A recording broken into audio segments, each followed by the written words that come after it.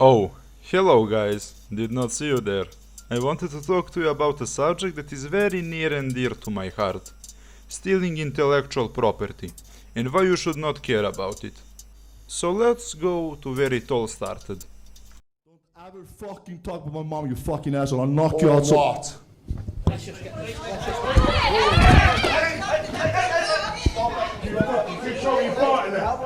Don't talk about my fucking mom! Back in 2022, I was the big fan of the World's Strongest Man competition. If you followed it at the time, you would remember the great rivalry between Eddie Hall and Hafthor Julius Bjornsson, which transcended the realm of strongman and went into boxing. Which again is not that big of a shock, considering that the strongmen are not sportsmen but professional entertainers. They had a more lucrative option in boxing, so they organized a highly publicized fight, whose streaming rights were acquired by a platform called Segi TV. And as the fight was beginning, when all the excitement started rolling, Segi TV crashed. Was it a DDoS attack? Were they not expecting that many people to use their platform and had too little bandwidth? In the end, it did not matter. But what did matter was the guy in the chat that started spamming that he is streaming this fight on Twitch. And sure enough, he did. I watched the latter half of the fight on some random guy's Twitch channel without a problem.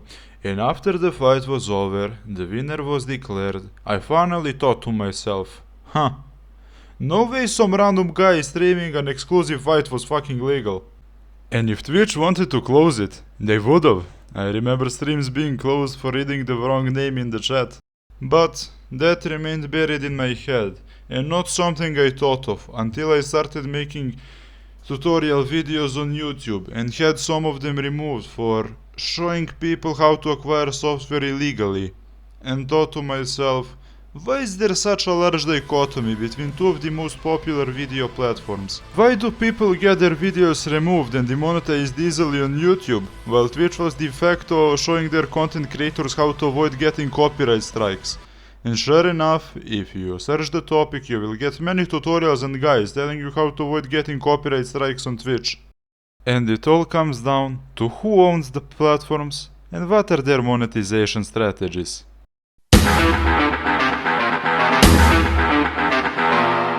Back in 2011, Twitch was founded by... Okay, I'm not a YouTube documentarist and I'm most certainly not getting paid for this video, so let's cut to the chase. When Amazon bought Twitch, Twitch inherited business strategy from Amazon. And what is that business strategy, you might ask?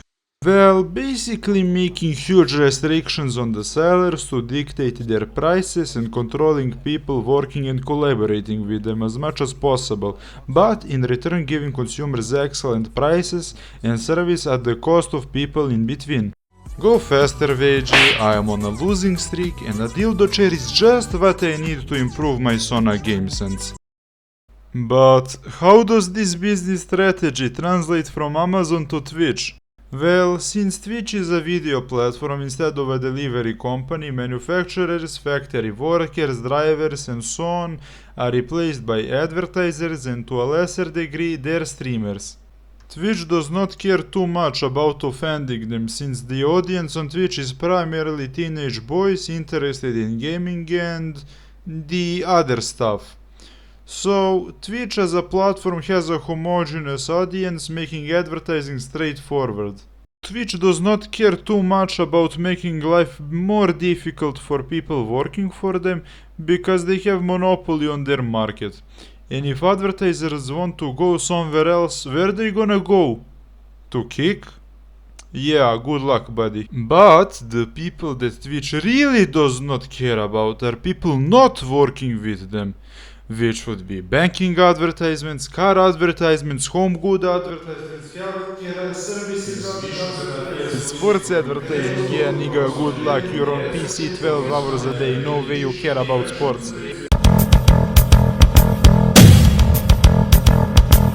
YouTube, on the other hand, is the polar opposite, getting its advertising strategy from its parent company Google, who wants to make life the easiest for their advertising while messing with the consumers. They don't really have that much of a monopoly in any fields, but oh boy, do they have many fields. Obviously, you probably heard of Google, Chrome, and YouTube. But did you also know that they have an investment company, robotics company, car company, healthcare company, and they even have projects whose goal is prolonging the human life and stopping aging? Probably many more smaller companies controlled through the stock market. So, if they can pretend to be dumb and not see copyright infringements like Twitch, why don't they do it? First, they indirectly lose money by scaring off advertisements. And do you remember all those advertisements I mentioned a minute ago? Yeah, they're all on YouTube. And YouTube has to fight to keep them there.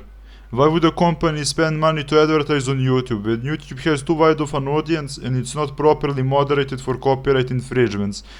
While they can go on Twitch that yes, has copyright infringements, but they know they're reaching their target audience, so it's still worth it. And also, people whose copyright is infringed on YouTube might be on YouTube.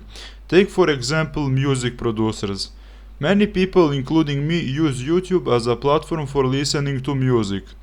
And if the song they upload on YouTube gets re-uploaded in a way in which they don't profit from it, they might move platforms, and a similar story can be said about many other creators. And second, they just might also be the company whose copyright is infringed. Remember, they are an investment company as well.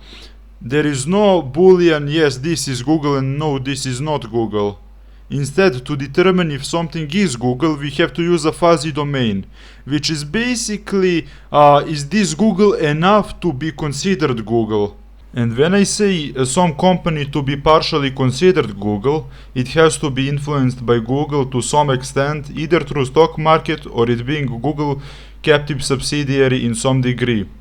And if Google wanted to remove copyright infringements that harm their subsidiaries while not other ones, they would be accused of favoritism, boycotted by the users and sued by the creators.